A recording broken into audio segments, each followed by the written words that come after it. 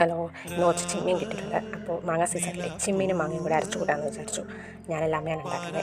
കഴുകി വെച്ച ചെമ്മീനകത്തോട്ട് ഉപ്പും മഞ്ഞൾപ്പൊടിയും കൂടെ ചേർത്ത് കൊടുക്കുക.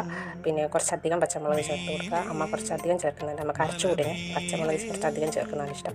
പിന്നെ ചെമ്മീൻ വെന്ത് വരുമ്പോഴത്തേക്കും അതിനകത്തോട്ട് മാങ്ങ ചേർത്ത് കൊടുക്കുക.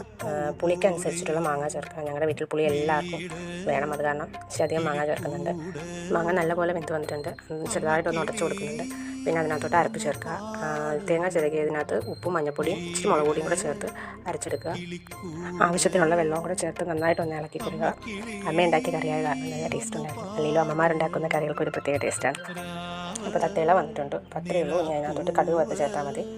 കടുക് വറുക്കാനായി ഒരു ചീനച്ചട്ടി വെക്കുക. അതിനകത്തോട്ട് കുറച്ച് എണ്ണ ഒഴിച്ച് കടുകും ഉള്ളിയും പച്ചമുളകും വേപ്പിലയും കൂടി ഇട്ട് കൊടുക്കുക. അത് നന്നായിട്ട് മൂപ്പിച്ച് കൊടുക്കുക. കടുക് വറുക്കുന്നത് ഞാനാണ്.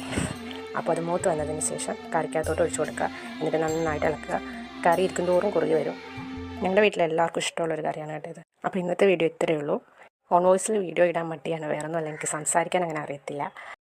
ഇന്നെന്തോ ഓൺ വോയിസിൽ വീഡിയോ ഇടണമെന്ന് തോന്നി, അങ്ങനെ ശരിയാണ്. അപ്പോൾ ഓക്കെ, ബൈ.